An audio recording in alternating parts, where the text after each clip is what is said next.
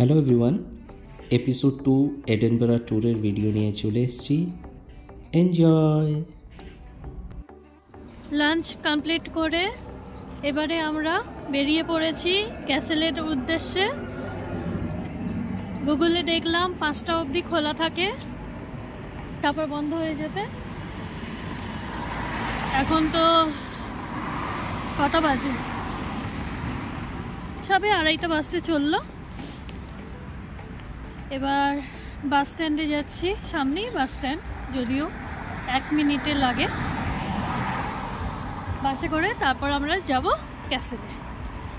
তো দেখা হচ্ছে ওইখানে। সারাদিনের যেহেতু বাস টিকিট কেটে নেওয়া হয়েছিল, তাই আমাদের আর টিকিট কাটতে হলো না। এখানে একটি সুবিধে আছে, একবার যদি ডে টিকিট কেটে নেওয়া হয় তাহলে যে কোনো তুমি বাসে ওঠো, অবশ্যই ট্যুর বাস ছাড়া বাসে উঠলে টিকিট কাটতে হয় না।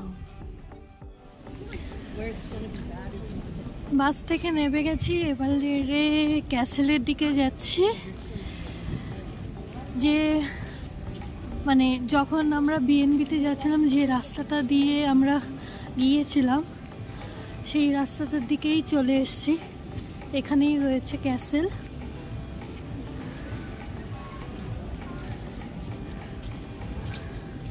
অ্যাডাম স্মিথ, এনার স্ট্যাচু।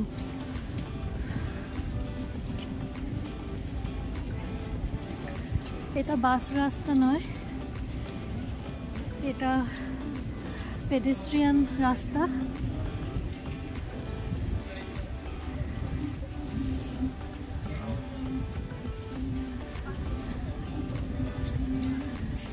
এটা বেশ দেখতে সুন্দর। এটা চার্চ বোধহয়, চার্চ না স্যান্ডি? এটা হ্যাঁ, এটা চার্চ।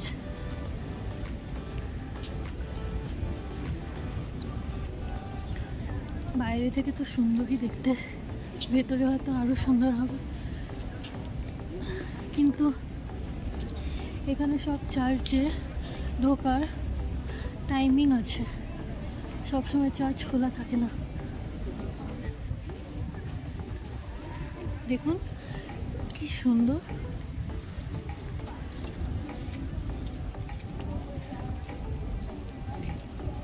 আরো একটা সুন্দর জিনিস দেখালাম, যদিও ওই কুকুরটার ওনার যদি দেখতো আমাকে তাহলে করতে দিত না। এরা এখানে ভীষণ পরিমাণে পজিটিভ হয় তাদের পেটসদের নিয়ে।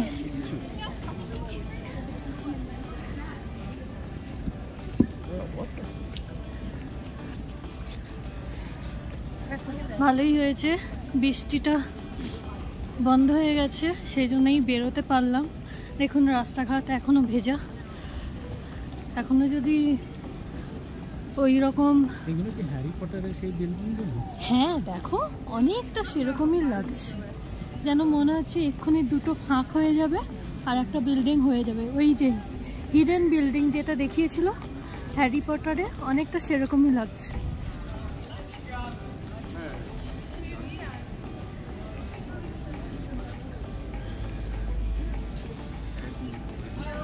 ওল্ড টাউন চেম্বার লেখা আছে।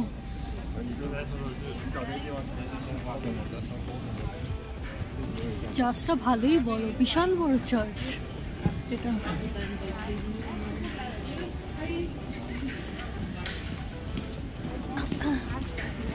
বাইরে থেকেই এত সুন্দর লাগছে, আর অনেক পুরনো, দেখেই বোঝা যাচ্ছে। দেখুন শ্যাওলাও পড়ে আছে।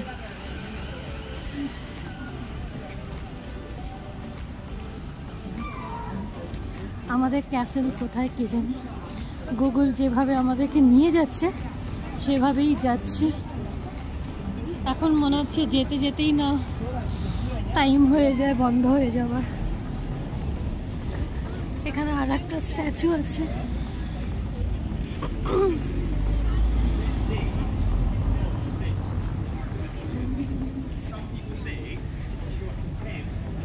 আমার যা পছন্দ হয়ে গেছে না কুকুরটাকে, যে কি বলবো।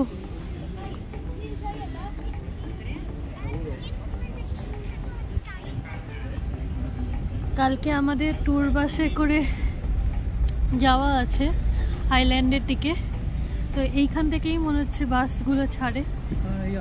হ্যাঁ আশেপাশে নাকি, আশেপাশ থেকেই ছাড়ে, সব ট্যুর বাস এই দিক দিয়েই ছাড়ে।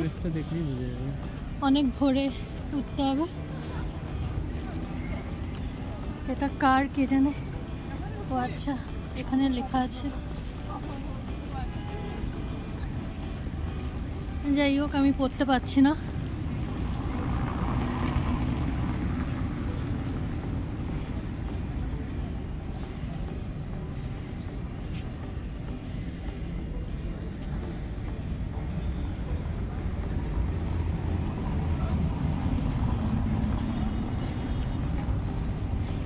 ও, এটা খোলা আছে, যাওয়া যেতে পারে?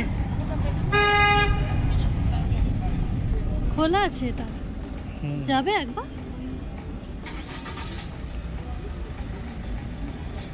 চলো একটু ঘুরে আসি। চার্চটা খোলা আছে।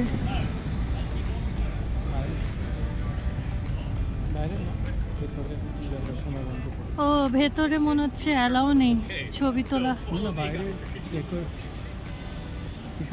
ভীষণ সুন্দর, ভীষণ। সামনেটাই এত সুন্দর।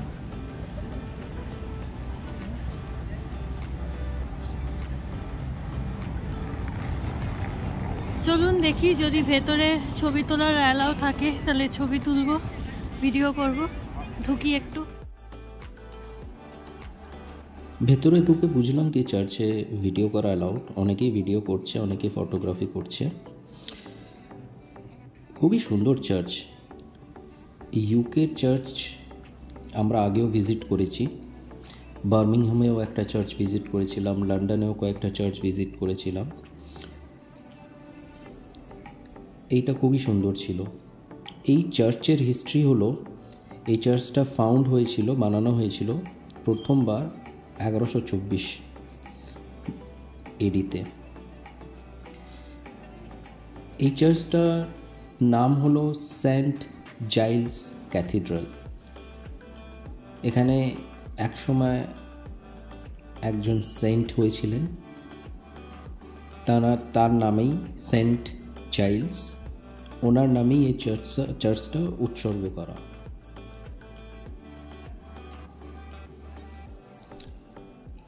তারপরে বিভিন্ন সময়ে চার্চটাকে আবার রেনোভেট করা হয়েছে। এত পুরনো চার্চ, কিন্তু সেই পুরনো চার্চের অনেকগুলো অংশ এখনও দেখা যায়। আমরা চার্চটা পুরো ঘুরে দেখলাম। খুব সুন্দর গ্লাস ওয়ার্ক করা, যেটাকে এখানে বলে স্ট্রেন্ড গ্লাস। কাঁচের ওপরে বিভিন্ন রং দিয়ে বিভিন্ন রকমের পেন্টিং করা, আর তার একটা হিস্টোরিক স্টোরি বলা থাকে। যেমন এই চার্চে আমরা যেটা দেখলাম, এই চার্চের বানানো ফাউন্ডেশন এবং এই চার্চে যারা সেন্ট হয়েছিলেন তাদের নিয়ে অনেক স্টোরি বলা আছে। কিন্তু ম্যাক্সিমাম স্টোরি যেটা বলা হয়েছে সেটা হলো জেসাস ক্রাইস্টকে নিয়ে, ওনার জীবনকে নিয়ে। এখানে জেসাস ক্রাইস্টের জীবনীকে নিয়ে অনেক কিছু বলা আছে, যেটা হয়তো আমরা ছোটোবেলা থেকে শুনে আসে থাকি। যেমন দৃষ্টিহীনকে দৃষ্টি দেয়া, রোগীদের সুস্থ করে দেয়া, এই ধরনের স্টোরি আছে এই পেন্টেড গ্লাসে। এবং এখানে এটাও দেখানো হয়েছে কি ওনাকে যখন ক্রুসিফাই করা হয়েছিল, তারপরে 2 দিন পরে যখন রেজারেক্ট হয়েছিলেন, মানে জীবন্ত হয়ে আবার যখন নিজের ফলোয়ারদের কাছে ফিরে এসেছিলেন, সেই স্টোরিগুলো এই পেন্টেড গ্লাসে অসাধারণভাবে দেয়া আছে এবং বোঝানো আছে। মানে আমরা তো খ্রিশ্চান না, কিন্তু আমরা খুবই সহজভাবে জিনিসগুলোকে বুঝতে পারছিলাম।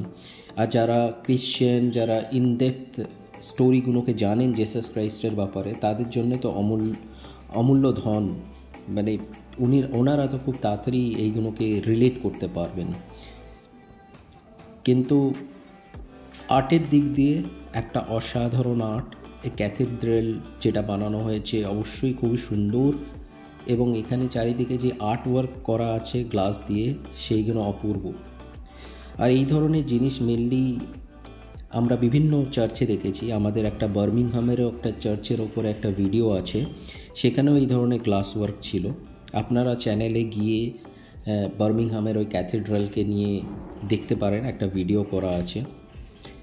তো সেখানেও খুব সুন্দরভাবে ক্যাথিড্রালকে আমরা ক্যাপচার করেছিলাম। সেন্ট জাইলস ক্যাথিড্রাল ঘুরতে এতটাই সময় আমাদের চলে গেল, আমাদের আর ক্যাসেল যাওয়া হলো না। তো ক্যাসেলের প্রোগ্রামটাকে ক্যান্সেল করে পাশেই একটা লোকাল মার্কেট ছিল, আর্ট মার্কেট। ওখানে লোকাল আর্টিস্টরা নিজেদের আর্ট সেল করে। আর যেখানে এই মার্কেটটা ছিল, যেটা আমরা বুঝলাম দেখে, খুব সম্ভবত এটা একসময় একটা চার্চ বা ক্যাথিড্রাল ছিল, তার একটা পার্ট লোকাল আর্টিস্টদের দিয়ে ওনারা এখানে একটা মার্কেট বসিয়ে সেল করেন আর্ট। আমরা কিছু কেনার চেষ্টা করলাম ওখান থেকে, এবং খুবই ভালো লাগলো এখানে লোকাল আর্টিস্টদের বিভিন্ন আর্ট ওয়ার্ক দেখে। তো এইভাবেই আমাদের প্রথম দিন, যেদিন আমরা এডিনবরাতে প্রথম দিন যেটা পৌঁছলাম, এইভাবে স্পেন্ড করলাম। এপিসোড 1টা দেখতে ভুলবেন না, এপিসোড 1টা অলরেডি চ্যানেলে আছে। এটা হলো এপিসোড 2, সেম ডেতে আমরা টাইম স্পেন্ড করলাম এডিনবরাতে। তো এডিনবরাতে অনেক জায়গা আছে ঘোরার, কিন্তু সময় খুবই কম ছিল। তো সেই কম সময়ের মধ্যে আমরা এনজয় করলাম। ভালো থাকবেন। Thank you so much. আমাদের সাপোর্ট করবেন, লাইক, শেয়ার, কমেন্ট করবেন। যদি সাবস্ক্রাইব না করে থাকেন, নিশ্চয়ই সাবস্ক্রাইব করবেন। আর এই ধরনের ভিডিও দেখার জন্যে নোটিফিকেশন বেলটাকে অন করে নেবেন। ধন্যবাদ।